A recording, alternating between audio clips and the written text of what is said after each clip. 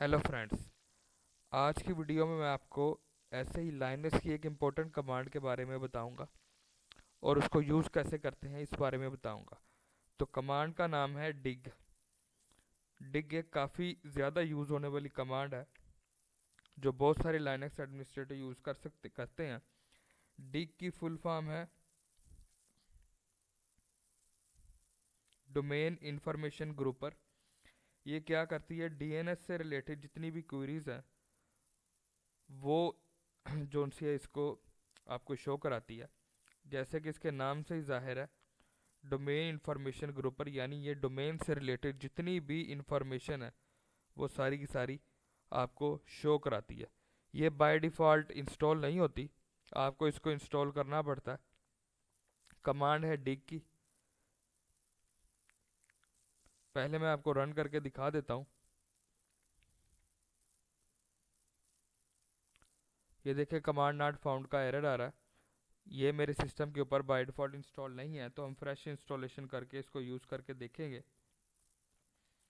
ये किसी भी फ्लेवर के अंदर इंस्टॉल नहीं है। हर फ्लेवर में सेंटोस के जितने भी फ्लेवर्स हैं सब के अंदर आपको इसको इंस्टॉल करना पड़ेगा। तो उसके लिए जो रेपोजिटरी हम यूज़ कर रहे हैं वो यम की है और पैकेज का नाम है बिन BIND-UTILS। इसको हम इंस्टॉल करेंगे पहले, उसके बाद हम कोशिश करेंगे डिग की कमांड को रन करने की।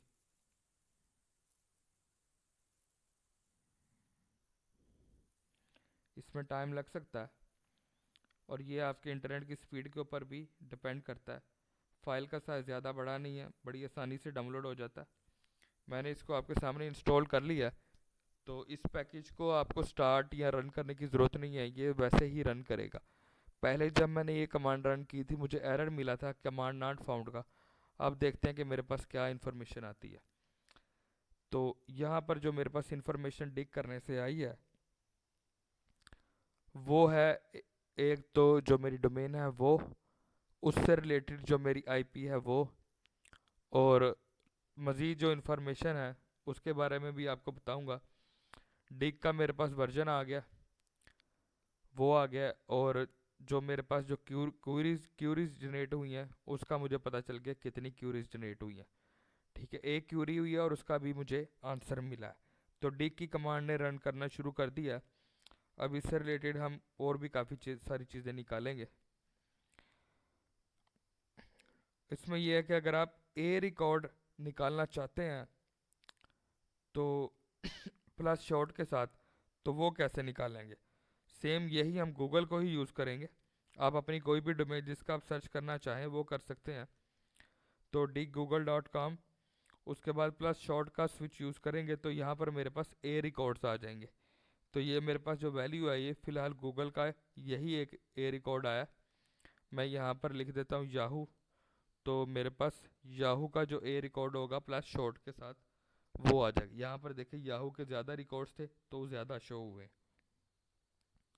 इसी तरह अगर मैं एम एक्स रिकॉर्ड देखना चाहूँ, गूगल के ही देखेंगे, तो यहाँ पर कैपिटल लेटर्स में एम एक्स आप लिखेंगे तो क्या करेगा कि google.com डोमेन के जितने एम एक्स रिकॉर्ड्स हैं वो यहाँ पर आपको शो हो जाएंगे। जितने भी एम एक्स रिकॉर्ड्स थे आपके पास सामने आ चुके हैं। जो नेक्स्ट मेरी जो कमांड है वो है, अगर आप SOA रिकॉर्ड देखना चाहते हैं तो वो कैसे देखेंगे। तो उसके लिए आप digoogle.com उसके बाद SOA लिखेंगे तो आपके पास SOA रिकॉर्ड्स आपके पास आ जाएंगे। नेक्स्ट है, अगर आप TTL रिकॉर्ड्स देखना चाहते हैं तो सिंपल वैसे ही SOA को रिमूव करें और वहाँ पर TTL लिखें, आपके पास गूगल के TTL रिकॉर्ड्स आ जाएंगे। नेक्स्ट जो कमांड है वो थोड़ी सी डिफ़िकल्ट है कि आप सिर्फ आंसर सेक्शन को कैसे देख सकते हैं। आंसर सेक्शन की जो क्यूरीज है वो कैसे देख सकते हैं। सेम कमांड वही डिग स्पेस google.com, उसके बाद जो कुछ कमांड्स है वो हम रन करेंगे। कमांड आपने एस डी टी से ही कॉपी करनी है। ये थोड़ी सी डिफ़िकल्ट कमांड है और बहुत सारे लोगों को याद भी नहीं होती।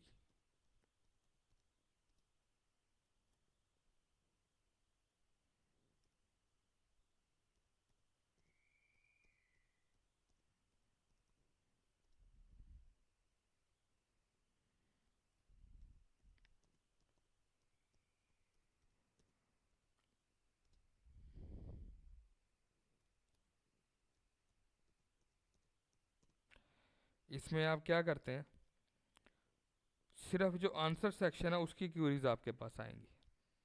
आप किसी भी डोमेन की चेक करना चाहें तो वो ही आएंगी।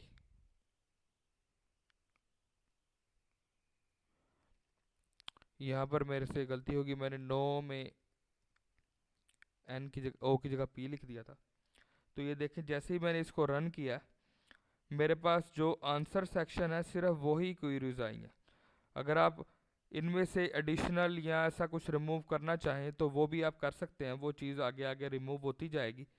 तो आपके पास जो आप चीज़ सर्च करना चाहते हैं वो सारे आएंगे। यहाँ पर देखिए, मैंने कमेंट सेक्शन को नो कर दिया, क्वेश्चन सेक्शन को नो कर दिया, अथॉरिटी सेक्शन को भी नो कर दिया, एडिशनल और स्टैट सेक्शन को भी नो कर दिया। तो सिर्फ एक आंसर सेक्शन ही बचता है, वो ही आपके पास शो होगा।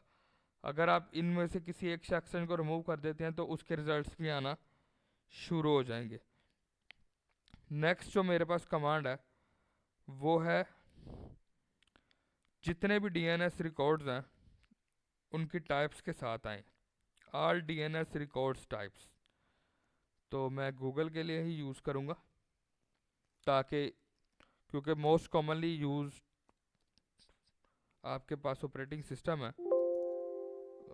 ब्राउज़र है, तो लोग ज़्यादातर वही यूज़ करते हैं। तो उसकी डोमेन की चीज़ें मैं अगर आपको टेस्ट करके बताऊँ तो किसी को कोई इशू नहीं होगा। आप अपनी डोमेन के साथ भी टेस्ट कर सकते हैं, क्योंकि मुझे इसके ऊपर सारी चीज़ें तकरीबन मिल रही हैं। तो इसलिए मैं यही यही शो कराऊंगा ताकि मैं आपको एक्चुअल रिजल्ट्स शो करा सकूं। अब इसमें शो होगा मेरे पास डीएनएस के रिकॉर्ड टाइप्स जितने भी हैं सारे के सारे। तो यहाँ पर देखें, A record, tetra A record, NX record, MX record, N SO record, NS record, TXT record, जितने भी रिकॉर्ड्स हैं सारे के सारे मेरे पास यहाँ पर शो हुए। तो ये भी एक इम्पोर्टेंट कमांड है। अब अगर मैं देखना चाहता हूँ रिवर्स लुकअप, तो वो कैसे देख सकता हूँ।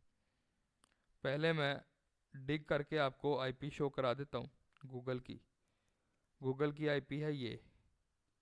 अब हम इसको रिवर्स लुकअप करेंगे कि बाकी अगर मैं इसको डिग करूँ तो क्या मेरे पास गूगल आता है। तो उसी के लिए डिग की कमांड है, डैश एक्स का स्विच रिवर्स के लिए यूज़ हो रहा है। उसके बाद जो सा आप जो आपने ऊपर आईपी देखी थी डीएनएस के लिए, वो उसके आगे लिखेंगे प्लस शॉर्ट। यहाँ पर अगर मेरे पास गूगल का ही नाम आता है तो इसका मतलब ये है कि मेरा जो कमांड है वो प्रॉपर सही रन कर रही है और सब कुछ मुझे निकाल के दे रही है। इसको मैंने दोबारा से डिग किया तो मेरे पास ये रिजल्ट्स आए। इसी तरह अगर मैं फॉर एग्जांपल कोई और डीएनएस यूज़ करता हूँ, मैं यूज़ करता हूँ A.A.A.A, ये बहुत सारे लोग यूज़ करते हैं। तो आपके सामने देखें रिवर्स लुकअप में गूगल आया, क्योंकि मैंने यहाँ पर शॉर्ट यूज़ किया इसलिए मेरे पास रिजल्ट्स कम आते हैं। ठीक है, ऊपर भी मैं शॉर्ट यूज़ कर रहा हूँ तो जो ज़्यादा स्पेसिफिक रिजल्ट्स हैं वो आते हैं। अब मैंने गूगल के डीएनएस को रिवर्स लुकअप किया तो मेरे सामने वो आ गया गूगल। अगर आप मल्टीपल डीएनएस के रिकॉर्ड्स को देखना चाहते हैं तो वो भी आप देख सकते हैं। सेम वही कमांड होगी डिग की। मैं देखना चाहता हूँ इसके एमएक्स रिकॉर्ड और एन नो ऑल रिकॉर्ड और आंसर रिकॉर्ड्स। इसके साथ ही जो मैं yahoo.com के भी कुछ रिकॉर्ड्स देख लेता हूँ। मैं yahoo.com पे जाता हूँ, उसके मुझे चाहिए एनएस रिकॉर्ड। गूगल के मैंने निकाले हैं एमएक्स रिकॉर्ड और इसके लिए निकाले हैं एनएस रिकॉर्ड, और बाकी इसके लिए नो आंसर।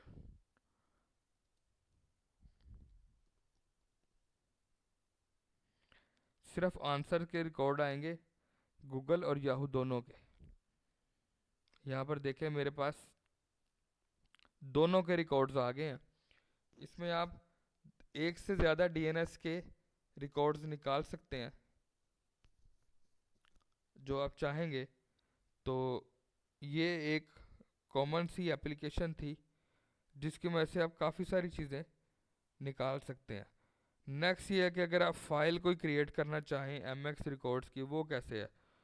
तो लाइनक्स में by default he file create हो जाती है। आप जैसे ही डिग करेंगे किसी एक डीएनएस को, तो आपके पास जो रिजल्ट्स आएंगे वो बाय डिफ़ॉल्ट एक फ़ाइल में क्रिएट हो जाएंगे, और ये फ़ाइल होगी हिडन। ये कहाँ पर होगी, इसको हम देख लेते हैं कि हमें ये फ़ाइल मिलती है या नहीं मिलती। तो ये पड़ी होगी होम डायरेक्टरी में।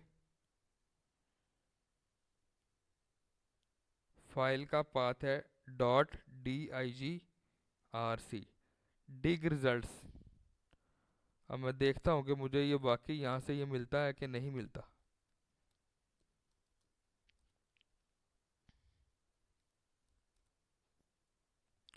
तो ये इस फाइल में आपके रिजल्ट्स सेम होंगे। आप इस फाइल को क्रिएट करके भी उसके अंदर रिजल्ट्स को सेव कर सकते हैं। तो ये आज की मेरी कमांड थी, डिग की कमांड। इससे हमने काफ़ी सारी चीज़ें कैलकुलेट की जो बहुत सारे लोगों को कैलकुलेट नहीं करनी आती, कि M X record, T T L record, N S records, A record, जितने भी रिकॉर्ड्स हैं, और उनको रिवर्स करके भी देखना। तो वो सारा कुछ आप कैसे देख सकते हैं, आज की वीडियो में आपको मैंने लाइव डेमोस्ट्रेट करके दिखाया। उम्मीद है कि आपको आज की मेरी वीडियो पसंद आई होगी। अगर आप मेरी इसी तरह की वीडियोस देखना चाहते हैं तो मेरे चैनल को सब्सक्राइब करें और बेल बटन को भी दबा दें, ताकि मेरी आने वाली सारी वीडियोस सबसे